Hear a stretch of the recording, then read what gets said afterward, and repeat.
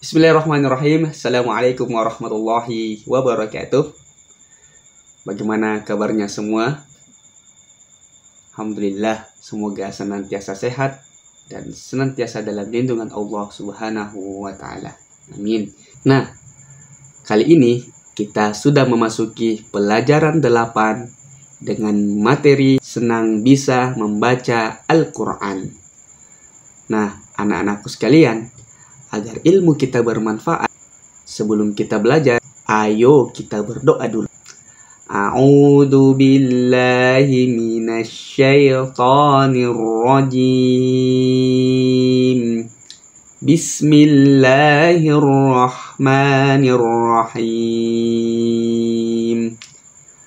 Allahumma inni as'aluka ilman nafi'ah wa rizqan thayyibah wa amalan mutaqabbala.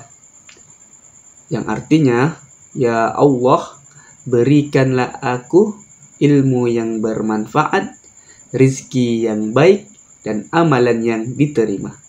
Nah, agar lebih ceria, ayo kita bernyanyi dulu dengan judul lagu Baca Hafal Al-Quran dengan nada lagu Cicak. Kita mulai ya. Baca hafal Al-Quran, pahamilah maknanya, mudah menerapkannya, yuk kita amalkan. Sekali lagi. Baca hafal Al-Quran, pahamilah maknanya, mudah menerapkannya, yuk kita amalkan. Kali ini kita akan mempelajari Quran Surah Al-Asr. Surah Al-Asr adalah surah yang ke-103 dari total 114 surah dalam Al-Quran. Surah Al-Asr terdiri atas 3 ayat, di mana surah Al-Asr ini diturunkan sebelum Rasulullah hijrah. Oleh karena itu, surah ini tergolong dalam surah Makkiyah karena diturunkan di Mekah. Nama Al-Asr sendiri diambil dalam surah Al-Asr pada lafal ayat pertama al-auf yang berarti waktu, masa, atau disebut juga waktu asar. Nah, siapa di antara kamu yang sudah hafal surah Al-Asr? Ayo perhatikan dan hafalkan. Opa Rizky melafalkan surah Al-Asr ayat per ayat. Lalu tirukan dan lafalkan surah Al-Asr di rumah kamu. Kita mulai ya. A'udzu billahi minasyaitonir rajim. Bismillahirrahmanirrahim.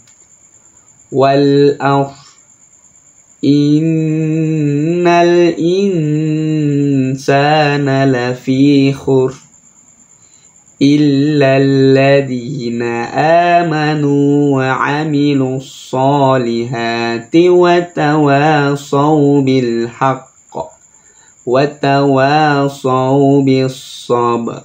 Nah, sekali lagi Opa Rizky akan bacakan. Silakan didengarkan dengan seksama.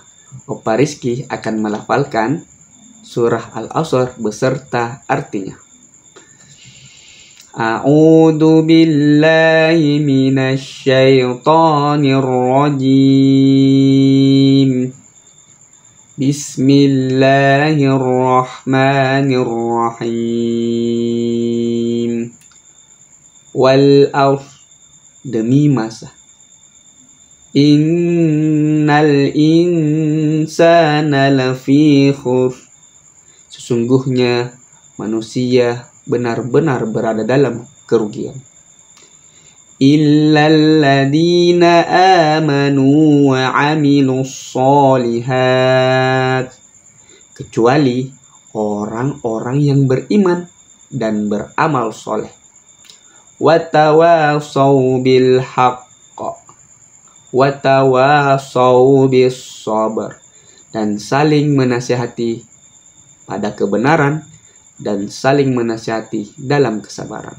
Nah, tahukah kamu apa sebab turunnya surah Al-Asr? Silahkan dengarkan penjelasan berikut. Jadi, orang Arab pada zaman dahulu senang berkumpul pada waktu asar. Mereka mengadakan perkumpulan dan biasanya membicarakan hal duniawi seperti memamerkan harta, bercanda, dan membicarakan orang lain. Oleh karena itu, tidak jarang loh di antara mereka sering terjadi pertengkaran dan perselisihan. Atas alasan tersebut, orang Arab menganggap bahwa waktu asar adalah waktu sial.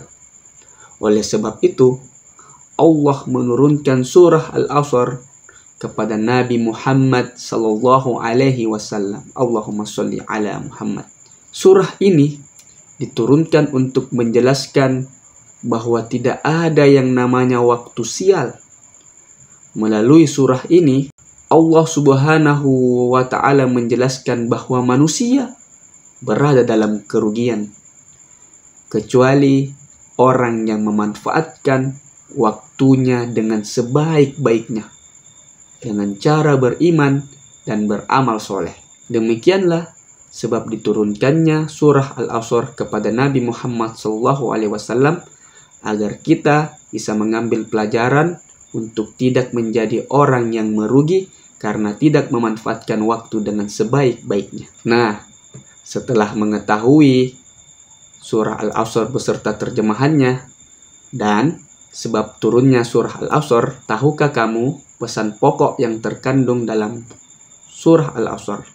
Pertama, manusia akan merugi dalam hidupnya apabila ia tidak beriman dan beramal soleh. Kedua, hanya orang yang beriman dan beramal soleh serta orang yang saling menasihati tentang kebenaran dan saling menasihati dalam kesabaran. Jadi, kita harus saling menasihati dalam kebaikan, dalam kebenaran, dan dalam kesabaran. Pesan yang terakhir, bahwa kita harus menjadi orang-orang yang senantiasa memanfaatkan waktu dengan sebaik-baiknya. Di akhir pelajaran, Bapak Rizky ingin menyampaikan sebuah pesan yang indah yang berbunyi, ta'allamu fis sigar kan nafsi 'alal hajar wa ta'allumu fi kibar kan nafsi 'alal ma'i. Belajar di waktu kecil bagaikan mengukir di atas batu. Belajar ketika dewasa bagaikan mengukir di atas air. Nah, alhamdulillah, demikianlah materi pendidikan agama Islam dan budi pekerti untuk kelas 2. Bagikan video ini jika dinilai bermanfaat. Nah, di masa pandemi ini, teruslah patuhi protokol kesehatan dengan menggunakan masker, menjaga jarak, dan rajin mencuci tangan. Wassalamualaikum warahmatullahi wabarakatuh. Salam berbagi, berbagi rezeki.